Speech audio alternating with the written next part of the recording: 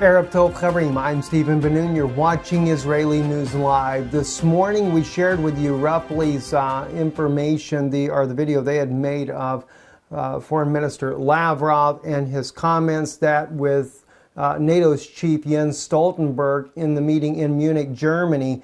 And very tense situation. And although RT kind of projected this information as more of a kind of a humorous tone with Foreign Minister Lavrov, clearly it is not so much a humorous tone. And we're going to get into that in just a moment with an article that RT has put out that I think is very concerning, and also kind of just do a little look at what's going on around Europe, around the world as well, and the buildup of tensions that is clearly on the edge of a third world war, if we're not already in that. Let's listen here real quick again.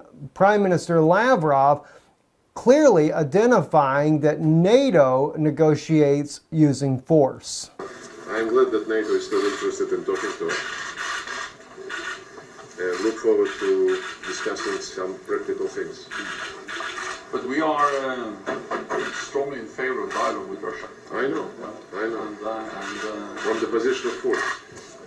From a predictable and predictable position. Now, if you notice, Prime Minister Lavrov said from a position of force. Jens Stoltenberg came back, like I said, caught him off guard, and he said from a predictable position.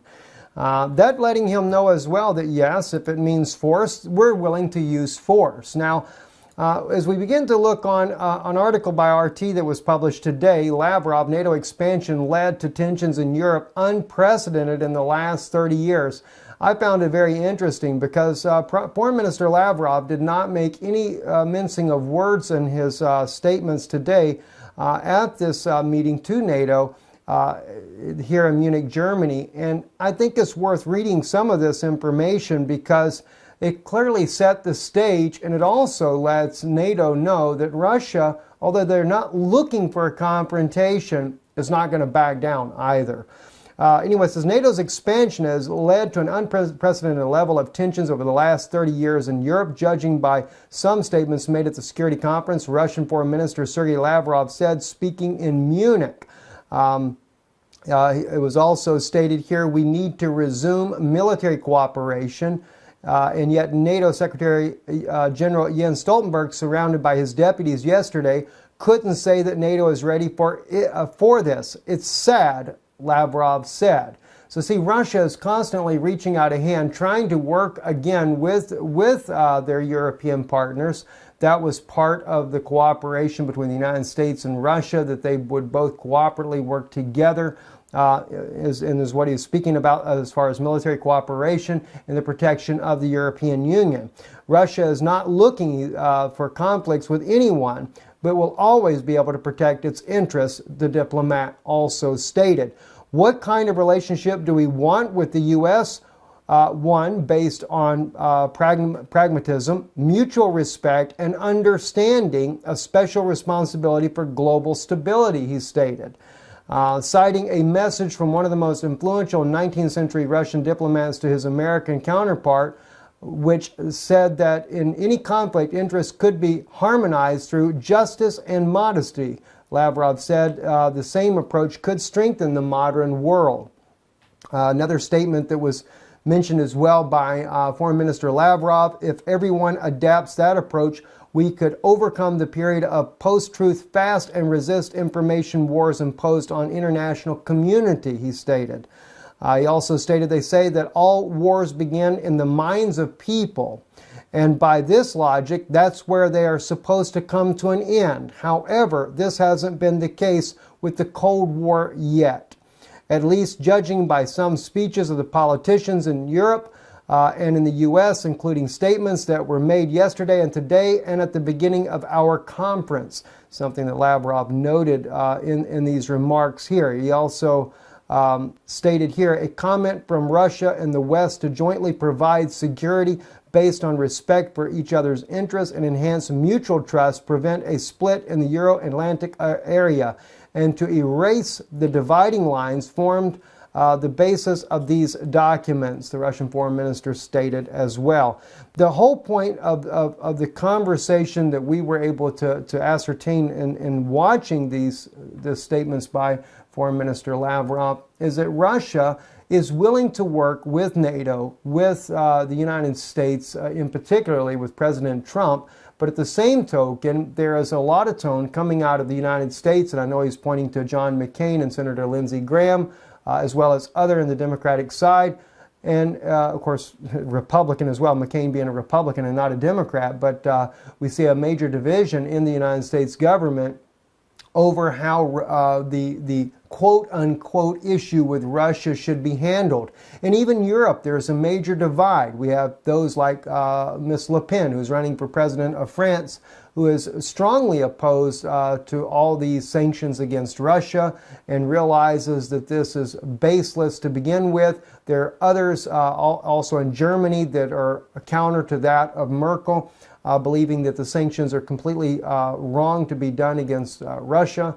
And then we have the other side of the coin. We have Merkel, we have Jens Stoltenberg, we have other leaders, Mr. Holland in France, that are clearly in favor of the sanctions and believing that Russia is the great aggressor of the situations that are going on inside of Ukraine. Clearly, this is not the case. We know for a fact that Russia was not the one that instigated the Ukraine crisis. We know that Ukraine, the coup that began there was not orchestrated by Russia. However, we do see that the former President Yanukovych had invited Russia in to try to salvage the country, even inviting them in, found by the actual Ukrainian. Goodness, my brain, too many things at one time going on in my brain there. The Ukrainian prosecutor, state's prosecutor, found the document claiming that Yanukovych had actually invited Russia in to help with the crisis inside the country. Now, Russia did go after Crimea, but they did not do so with eastern Ukraine so much. But that's even changing now. After Foreign Minister Lavrov made this meeting today in Munich, Germany, and yesterday in Munich, Germany, then we find out that the Kremlin has released an executive order recognizing documents issued to Ukrainian citizens and stateless persons living in certain districts of Ukraine's Donetsk and Luhansk regions. They are now accepting the marriage certificates, driver's license, all types of documentations that is coming out of eastern Ukraine, as if eastern Ukraine is indeed already its own entity, its own separate government. Russia is now accepting these documents as legal, and that is another step forward. Now, Russia also said that under Foreign Minister Lavrov, that Russia will not lift sanctions on Europe either, tit for tat, so to speak, until the Minsk agreement is agreed upon. And after these meetings here, even with this executive order signed by President Putin today, recognizing all these documents inside of eastern Ukraine, they even were able to come to an agreement to bring back the Minsk Agreement Accords, according to both sides. Germany, Russia, all agreed upon this. The NATO partners there, they have agreed to put pressure on Ukraine to pull back this heavy armaments that are being used on the people of Donetsk and Luhansk regions there, all the way down to Mariupol, all these attacks that are being placed there to the Ukrainian citizens to the eastern side of Ukraine that have also declared their independence from Ukraine itself. So Russia also agreeing to pull the leverage on the Donetsk and Luhansk regions there to get them to back off as well.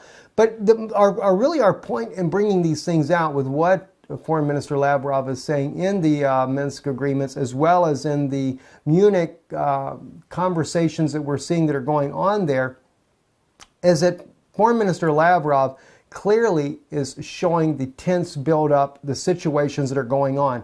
And we see this even from continual movements of the United States military.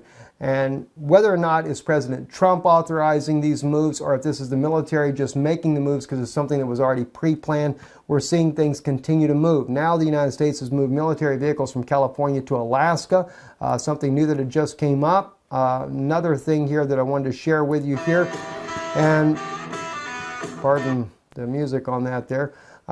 This is a a glimpse of war exercises going on with South Korea.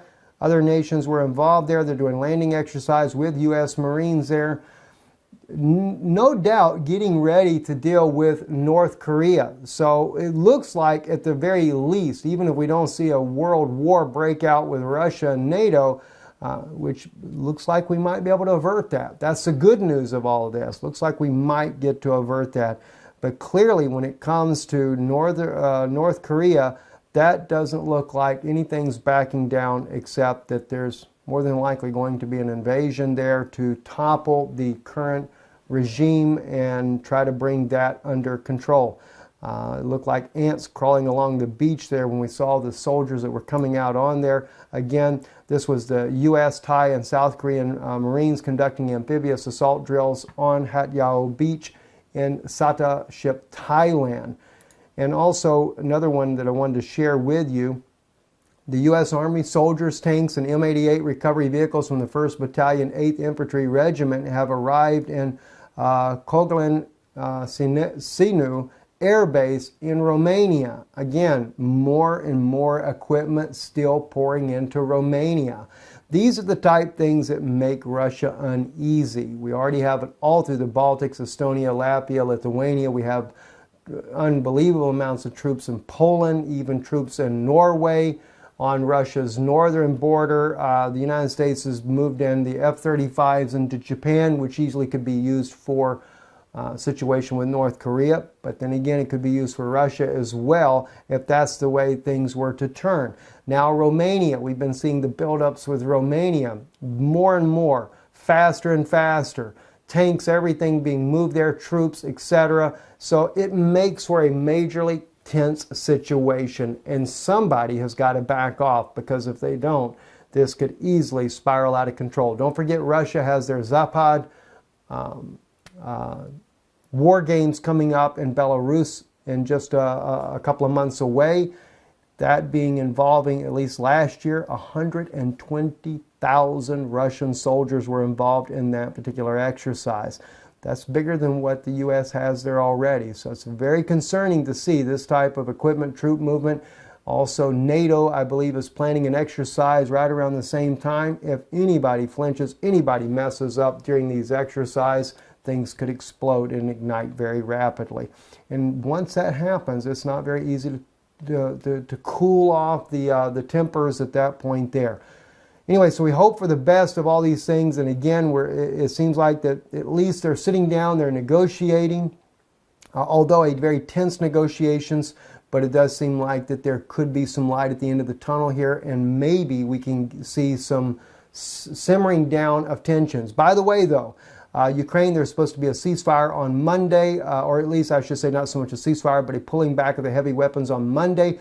But even as we speak, Ukraine has been heavily bombarding again Donetsk, and there was last word that we caught actually on Mikhail's channel here is that they were planning an attack from 3 different directions. So Ukraine is trying to gain headway before they agree to anything on Monday. Very troubling situation in Ukraine. As I said, the gates of Europe are burning down. I'm Stephen Benoon. You're watching Israeli News Live.